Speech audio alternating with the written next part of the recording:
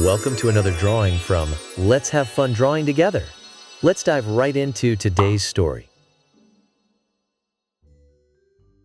The guardian of the enchanted forest, in the heart of a lush, ancient forest, where the sun's rays barely manage to penetrate the leaves of the gigantic trees and the whisper of the wind seems to tell secrets, lived a small, magical being named Lilo. This forest was not just any forest.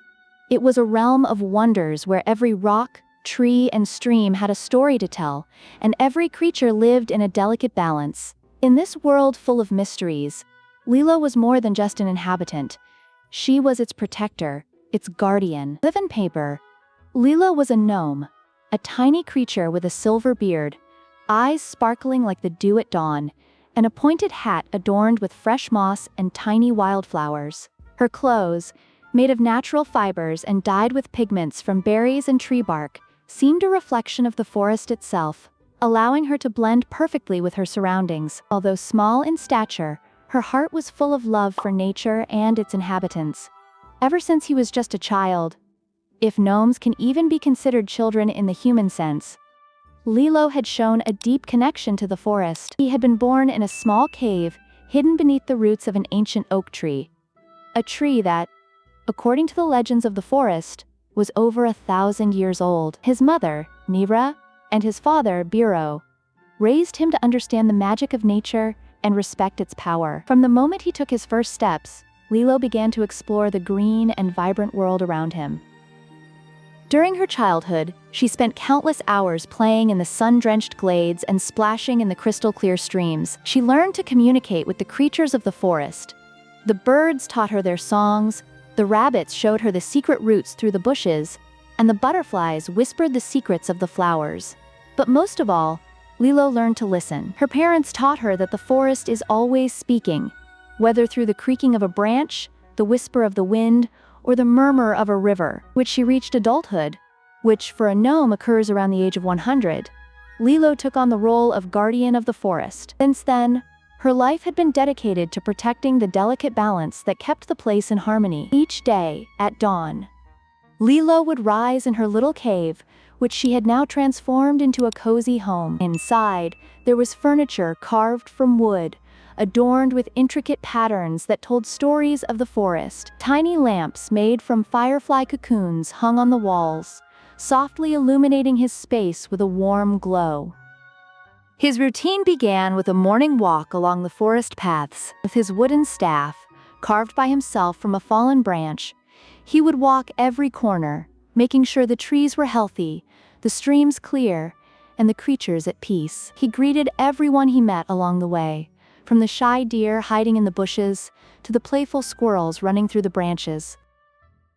An important part of his day was listening to the problems of the forest dwellers. Often, birds would come with news of fallen trees or human intruders, while mice would share their worries about flooded burrows. Lilo always found time to help, whether it was mending a broken branch with his magic or guiding a family of lost ducks back to the pond. In the evenings, Lilo worked in his secret garden, a place only he knew about, and where he grew magical plants with healing properties. This garden was his pride and joy, filled with flowers that glowed in the dark, mushrooms that made soft melodies when touched, and vines that responded to the sound of his voice. Here, Lilo prepared potions and salves that he used to heal sick animals or strengthen weakened trees. As night fell, Lilo returned to his cave, where he would light a small fire in his stone fireplace and sit reading ancient books written in languages only the forest's guardians could understand. Sometimes, he would stop to look up at the starry sky from the entrance to his home,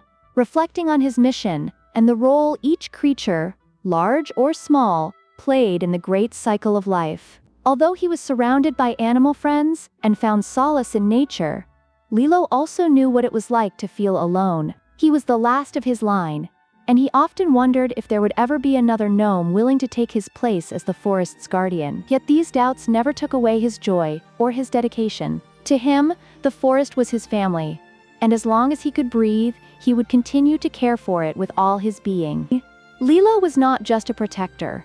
It was a bridge between the magical and natural worlds, a reminder that magic is not found in great spells or impossible powers, but in the little things, in the song of a bird, in the scent of damp earth, and in the union of all beings who share the same home.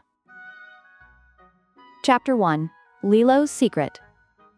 Lilo was no ordinary gnome. Unlike his peers, who preferred to stay in their comfortable burrows under the roots of the trees, Lilo had a special mission: to protect the balance of the enchanted forest. Since he was born, the elders of the forest had entrusted him with a magic amulet, a shiny stone that changed color depending on the state of the forest. If the forest was damaged or in danger, the stone would become dull and heavy. Lilo spent his days walking the leaf-covered paths, making sure all the animals were safe and the plants were healthy. He had a special ability to communicate with the creatures of the forest, from the squirrels that jumped from branch to branch to the deer that moved silently between the trees. They all trusted him and knew that he was always willing to help.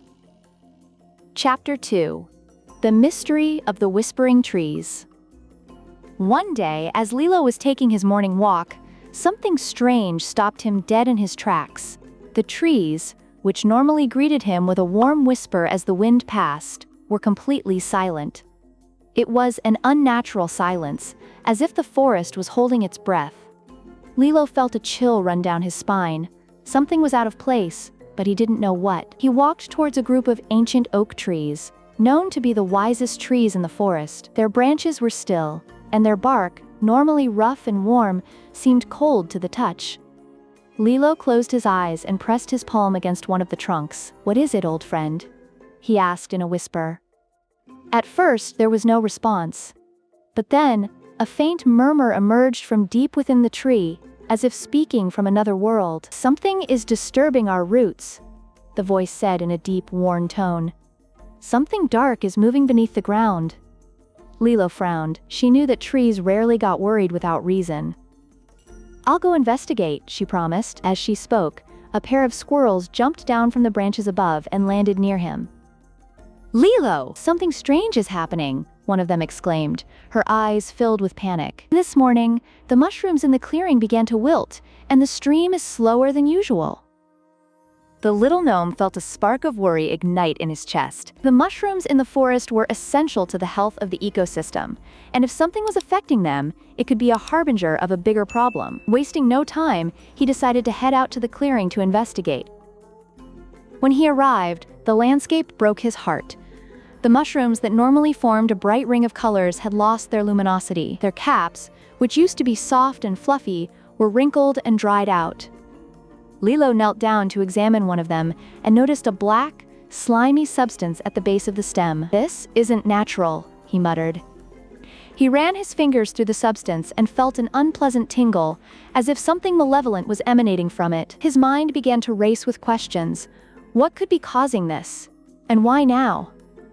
Suddenly, a rumbling sound beneath the earth brought him out of his thoughts. It was a low, steady noise, as if something was moving in the depths.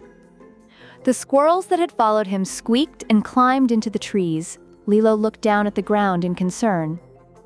"There's something beneath us," he said quietly, more to himself than to the others. He knew he had to act quickly, but he also knew he couldn't do it alone. This problem required the help of the wisest and bravest inhabitants of the forest. Chapter 3. The Forest Assembly. That very night, Lilo decided to call a meeting at the Great Clearing, a sacred place in the heart of the forest where the inhabitants gathered only in times of extreme urgency. She lit a magic torch, its flickering green light serving as a signal to all the nearby animals. Slowly, they began to arrive. Owls flew silently from the treetops, foxes emerged from their burrows, and even shy deer cautiously approached. The clearing was soon filled with murmurs and whispers as the animals argued amongst themselves. Lilo climbed onto a rock in the center of the clearing to get their attention. "Friends of the forest," she began in a firm but calm voice. "Something dark is happening beneath our land. The mushrooms are dying, the trees are restless, and the stream has lost its strength. This is not normal." "What do you think is causing it, Lilo?" asked an elderly owl named Tallow, known for his vast wisdom. "I'm not sure," Lilo admitted, "but I found a black substance on the mushrooms. It's strange, and it doesn't seem to come from our forest." A young fox named Rika stepped forward. "I've seen something strange near the edge of the forest," she said. some sort of black smoke coming out of a cave, but I didn't dare to go near it. The clearing fell silent. Everyone knew that the cave Rika spoke of was a forbidden place, a site that no one approached, since an ancient legend warned that it was cursed. If evil is emerging from that cave, we can't ignore it, Talo said after a moment. But we also know that it won't be easy to confront. Lilo nodded. We need a plan. We can't let this darkness spread, but we mustn't act recklessly either. I need volunteers to help me investigate the cave and find out what's going on. For a moment, there was only silence. The animals looked at each other, unsure of what was coming. But then, one by one, some stepped forward. I'll help you, said Rika, the young fox. I can move fast and find safe paths. And so will I, added Tanalo, the owl. My eyesight is sharper than anyone else's, even in the dark. We're going with you too, exclaimed the squirrels who had been with Lilo earlier. With a small team assembled, Lilo felt a mix of relief and determination. She knew the road ahead would be dangerous, but she also knew she wasn't alone. She looked at her companions and smiled. Thank you all. Together we will face whatever is disturbing our home. The meeting ended with a collective chant, an ancient forest ritual to ask for strength and protection. Under the moonlight, the group prepared to embark on a mission that would change their lives and, perhaps, the fate of the enchanted forest. Chapter 4. The Tree Spirits.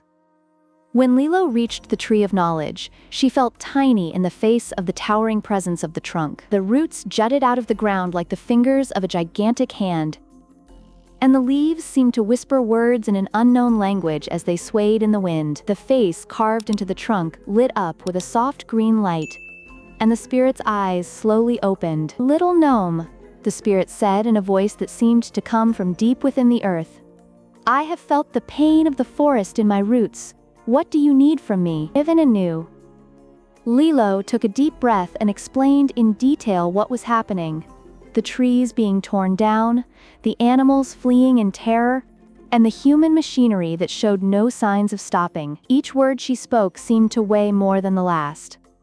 "The forest is in danger, and I don't know how to protect it," she concluded in a tone of despair. The spirit was silent for a moment, watching him with glowing eyes. "What you ask is not simple, little guardian," it said at last. "But there is hope. There is an ancient chant that can awaken the strength of the forest and create a living barrier. However, chanting alone will not be enough. You will need the hearts and energy of all who call this place home." Lilo listened intently as the spirit continued. "You must gather the creatures of the forest. Each of them must believe in the power of nature and be willing to do their part. Together, they can stop the destruction." "And how will I learn that chant?" Lilo asked, leaning toward the spirit. "Close your eyes, little gnome," the spirit replied, "and let the forest teach you." Lilo complied. He closed his eyes and felt the air around him fill with sounds. The rustling of leaves, the murmur of the nearby river, and the creaking of swaying branches. Suddenly, a soft but powerful melody formed in his mind, accompanied by words that seemed to come from another time. When he opened his eyes, he knew that the chant was engraved in his heart. "Remember, Lilo," the spirit said before he left, "true power comes not from magic, but from unity." Chapter 5. The Forest Alliance.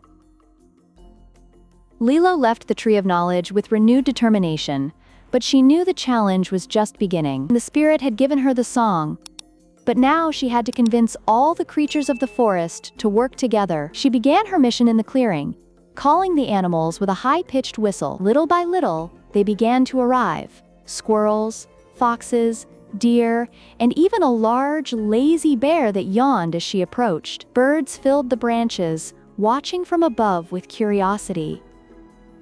Lilo climbed onto a rock to address everyone. "Friends of the forest," she began, her voice firm but full of emotion. "Our home is in danger. Humans have begun to destroy it, and if we don't do something soon, we will lose everything we love." "What can we do against them?" asked a distrustful fox. "They are big. They have machines, and they don't listen." Lilo held up her shiny amulet. "We cannot fight them like they do, but we have something more powerful.